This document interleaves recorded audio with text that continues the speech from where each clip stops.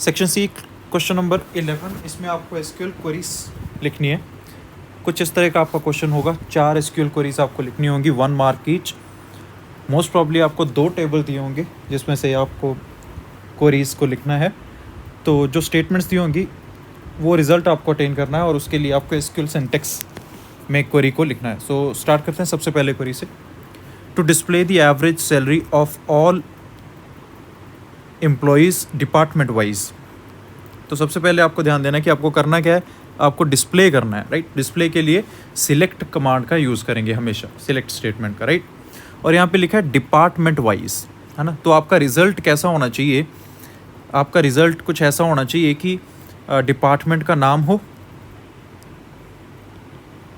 Department का name हो और एवरेज सैलरी हो। ये 2 चीज़ आपको डिस्प्ले करनी है। तो आप रफली ऐसे लिख सकते हो इसको कि मुझे ये चीज़ डिस्प्ले करनी है अपने रिजल्ट में, डिपार्टमेंट का नाम और एवरेज सैलरी।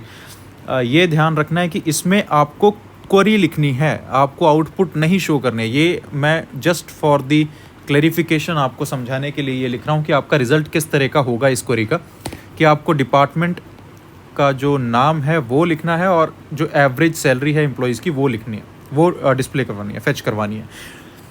तो जब भी इस तरह का क्वेश्चन हो आपका हो कि डिपार्टमेंट वाइज या फिर आपको हो जेंडर वाइज, है ना, तो आपको ग्रुप बाय स्टेटमेंट का यूज़ करना होगा। तो आपको, क्योंकि ये एग्रीगेट फंक्शन है, एवरेज जो होता है वो एग्रीगेट फंक्शनैलिटी है कि जितने भी रोज़ होंगे उन सब का टोटल सम होके divided by number of rows वो आपका एवरेज हो जाएगा।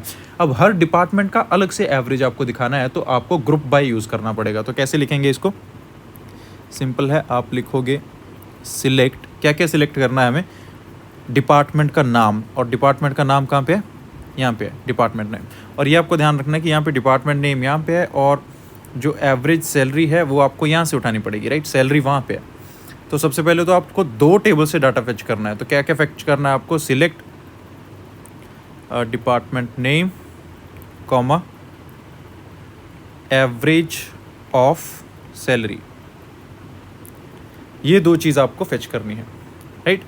अब कहाँ से इसको फेच करना है, फ्रॉम 2 टेबल से फेच करना है। पहले वाला टेबल है आपका एम्प्लॉय, उसको हम शॉर्ट नेम दे देते हैं लेट्स से ई, कॉमा दूसरे वाला टेबल है आपका डिपार्टमेंट, उसको हम शॉर्ट नेम दे देते हैं लेट्स से डी, राइट। उसके बाद जब भी 2 टेबल से डाटा फेच करना हो तो वेयर क्लॉज ये वाली लगेगी ही लगेगी, आपको ज्वाइन करना है तो वेयर। अब दोनों में एक कॉमन एट्रीब्यूट होगा, अगर आप यहाँ पे ध्यान दोगे, कभी भी आपको 2 टेबल में से डाटा फेच करना है तो दोनों में एक एट्रीब्यूट कॉमन होगा। यहाँ पे भी है डिपार्टमेंट आईडी, यहाँ पे भी है department ID.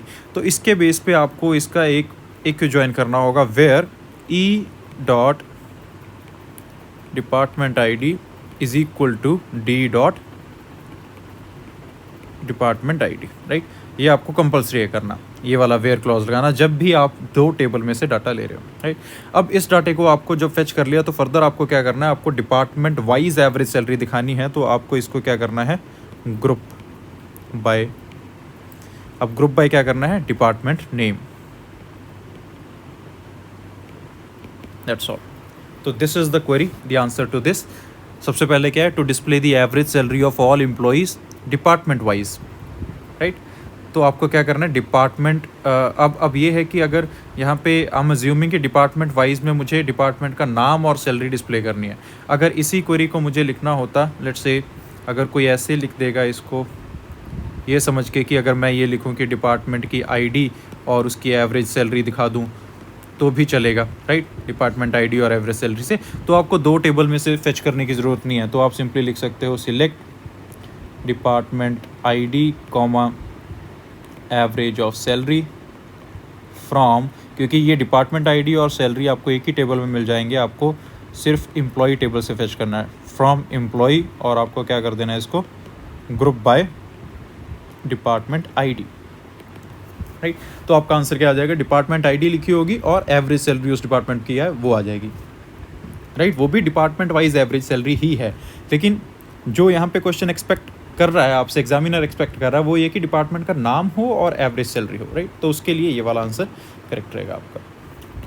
Moving on to the second one, यहाँ पे आपको अगेन क्वेरी है to display name and respective department name of each employee who salary is more than 50,000। तो क्या क्या आपको डिस्प्ले करना है? सबसे पहले तो एम्प्लॉई का नाम और डिपार्टमेंट का नाम, ये दो चीज़ें क्या डिस्प्ले करना है? Name and respective department name of each employ, सारे एम्प्लॉयज़ का, उन सारे एम्प्लॉयज़ का जिनकी सैलरी 50,000 से ज़्यादा है। तो क्या क्या एट्रीब्यूट आपके लिए यहाँ पे मायने रखता है? नेम, डिपार्टमेंट नेम और सैलरी, राइट? ये तीनों हम इस इक्वेशन में प्ले कर रहे हैं। तो आपको डिस्प्ले करना है तो आप सिलेक्ट का ही यूज़ करोगे। सिलेक्ट क्या क्या डिस्प्ले करना है? नेम ऑफ द एम्प्लॉय और जो डिपार्टमेंट का नेम है वो, ये और ये दो अलग अलग कॉलम टेबल में से हैं ये, लेकिन दोनों के जो कॉलम्स के नेम है वो सेम नहीं है, तो हम विदाउट एनी एक्सटेंडेड नेम उसको यूज़ कर सकते हैं। हमें टेबल का नाम लिखने की ज़रूरत नहीं है, हमें ये लिखने की ज़रूरत नहीं है कि select employ dot name comma department, क्योंकि यहाँ पे डिपार्टमेंट जो है वो टेबल का नेम है, डिपार्टमेंट डॉट डेप्ट नेम, है ना? ऐसे भी कर सकते हो, लेकिन यहाँ पे ये ज़रूरी नहीं है कि आपको ऐसे करना है, क्योंकि दोनों जो कॉलम्स हैं उनका नाम जो है वो अलग अलग है ऑलरेडी। अगर दोनों का सिर्फ जो कॉलम का इंडिकेटिव नेम होता, यहाँ पे भी नेम होता सिर्फ, तो आपके पास एक प्रॉब्लम थी, राइट? तो फिर आपको पूरा नाम यूज़ करना था। यहाँ पे आपको सिर्फ सिलेक्ट नेम कॉमा डिपार्टमेंट ये करना है, राइट? एम्प्लॉय का नेम और डिपार्टमेंट का नेम दिखाना है, right? Display name and respective department name of each employ. तो ये हो गया हमारा select name comma department name. अब ये कहाँ से सिलेक्ट करना है? फ्रॉम, कहाँ से सिलेक्ट करना है? नेम जो है आपका वो एम्प्लॉय टेबल में है और डिपार्टमेंट नेम डिपार्टमेंट टेबल में, तो दोनों टेबल से सिलेक्ट करना पड़ेगा, सिर्फ एक टेबल नहीं चलेगा। तो आपको यहाँ पे लिखना है फ्रॉम एम्प्लॉय, उसको एक शॉर्ट नाम दे दो ई, ताकि आपको बाद में दोबारा पूरा नाम ना लिखना पड़े, कॉमा डिपार्टमेंट और उसको नाम दे दो डी, स्पेस देना है सिर्फ, राइट? Department D. तो ये तो हो गया कि क्या क्या आपको सिलेक्ट करना है, डिस्प्ले करना है। ये हो गया कि कहाँ से करना है। उसके बाद कोई कंडीशन है क्या? वेयर। अब क्योंकि हम दो टेबल में से डाटा ले रहे हैं, तो एक ये वाली कंडीशन तो लगेगी ही लगेगी कि जो कॉमन एट्रीब्यूट है, यहाँ पे भी डिपार्टमेंट आईडी है, यहाँ पे भी डिपार्टमेंट आईडी है, इन दोनों को इक्वल होना चाहिए। तो उसके लिए हम क्या लिखेंगे? Where E dot department ID is equal to D dot department ID. ये तो लिखना ही लिखना है, स्पेस बीच में बिल्कुल नहीं देना कहीं पे भी, डिपार्टमेंट आईडी, राइट? अब ये तो लिखना ही लिखना था, उसके अलावा भी क्या कोई कंडीशन है क्या? उसके अलावा आपके पास एक और कंडीशन है जो क्वेश्चन में दी गई है कि who salary is more than 50,000। Salary जो है 50,000 से ज़्यादा होनी चाहिए, राइट? तो अब ये तो लगेगी, इसके साथ एक और कंडीशन है, एंड दूसरी कंडीशन क्या है कि जो सैलरी है, अब उसको आप, क्योंकि वो एम्प्लॉय टेबल में है, तो आप उसको ई डॉट सैलरी भी लिख सकते हो या सिर्फ सैलरी लिख दोगे अगर तो भी चलेगा, क्योंकि दूसरे वाले कॉलम में कोई भी, दूसरे वाले टेबल में सैलरी नाम का कोई भी कॉलम नहीं है, सिर्फ इसी में, right? And salary is more than 50,000, right? तो ये आपके पास आ गया कि क्या आपको डिस्प्ले करना है, व्हाट टू डिस्प्ले। ये आपका आ गया कि फ्रॉम वेयर फ्रॉम, और ये आपकी आ गई कंडीशंस, राइट? या इसको मैं लिखूं टेबल का नाम, कि टेबल कौन सा है आपका। यहाँ पे दो टेबल हैं, तो जो आपका आंसर है वो सिर्फ ये वाला जो पोर्शन है, ये आपका आंसर है। क्वेश्चन पेपर में, आंसर बुक में आपको ये लिखना है select name comma department name from employee E comma department D where. अब ये वाली कंडीशन तो आएगी ही आएगी जब भी आप दो टेबल में से डाटा ले रहे हो, राइट? और उसके अलावा कोई कंडीशन है, यस, तो उसको एंड का यूज़ करके आपको मेंशन कर देना है। Moving on to the next one, ये आपके पास to display the names of employees, तो आपको क्या डिस्प्ले करना है? Name of employees who salary is not known, जिनकी सैलरी पता ही नहीं है, जिनकी सैलरी, अब नॉट नोन का मतलब होता है कि जिनके सैलरी में जो वैल्यू है वो नल लिखा हो, है ना, राइट? नल वैल्यू हो डाटाबेस में, क्योंकि डाटाबेस में कुछ भी वैल्यू ना होना नल वैल्यू होता है, राइट? तो इसका आंसर कैसे लिखेंगे? सबसे पहले तो ये कि आपको डिस्प्ले क्या करना है, सिलेक्ट, क्या डिस्प्ले करना है? Name of employee. तो नेम ऑफ एम्प्लॉय आपका ये रहा, सिलेक्ट नेम। और कुछ डिस्प्ले करना है? नहीं, और कुछ भी डिस्प्ले आपको नहीं करना है। To display the names of employee, सिर्फ नाम डिस्प्ले करना है। Whose salary is not known, तो ये तो आगे कंडीशन की बात आ गई। लेकिन ये जो नेम है वो कहाँ से लेना है आपको, कौन से वाले टेबल में है, इस टेबल का नाम है एम्प्लॉई। ठीक है, क्या डिस्प्ले करना है, कौन से टेबल से सिलेक्ट करना है, उसके बाद कंडीशन है क्या कोई, वेयर इन्होंने कंडीशन दे दी है कि जिनकी सैलरी नॉट नोन है सिर्फ वही डिस्प्ले करना है, वेयर सैलरी। अब हमें नल से कंपेयर करना है, राइट, वेयर सैलरी हम इक्वल टू नल नहीं लिखते कभी भी, राइट, इक्वल टू नल नहीं लिखते कभी भी। जब भी नल से कंपेयर करना हो हम इज नल लिखते हैं, right, where salary is null, right. तो ये आपका आंसर इनकम्प्लीट है हालांकि यहाँ पे, क्योंकि एक चीज़ और है यहाँ पे कि in alphabetical order of the name, right, ये इम्प्लाइड है कि नाम के ही, क्योंकि सिर्फ नाम सिलेक्ट कर रहे हैं तो उसी के अल्फ़ाबेटिकल ऑर्डर में लिखना पड़ेगा। ऑर्डर बाय क्लॉज जो होती है वो लास्ट क्लॉज होती है किसी भी क्वेरी में। ये आपने सारा डाटा फेच कर लिया, अब इसको क्या किसी ऑर्डर में सॉर्ट करना है क्या, यस इन्होंने लिखा है कि अल्फ़ाबेटिकल ऑर्डर में नेम के सॉर्ट करना है, तो आप इसको क्या लिखोगे, लास्ट में लिखोगे ऑर्डर बाय नेम, नेम के ऑर्डर में आ जाएगा, राइट। बाय डिफ़ॉल्ट ये असेंडिंग ही होता है, तो आपको ये ASC लिखने की ज़रूरत नहीं है, अगर लिखोगे तो भी चलेगा, अगर नहीं लिखोगे तो भी चलेगा, राइट। असेंडिंग ऑर्डर ये इम्प्लॉइड है कि बाय डिफ़ॉल्ट आपके पास असेंडिंग ही होता है। अगर आपको डिसेंडिंग में करना है तो आपको यहाँ पे DESC लिखना पड़ेगा, अगर आपको डिसेंडिंग ऑर्डर में सॉर्ट करना है किसी भी कॉलम को तो, राइट। तो यहाँ पे आपका जो आंसर है वो सिंपली ये है, right. Moving on to the next one, आपके पास है to display the department ID from the table employee without repetition, बिना रेपिटेशन डिपार्टमेंट ID।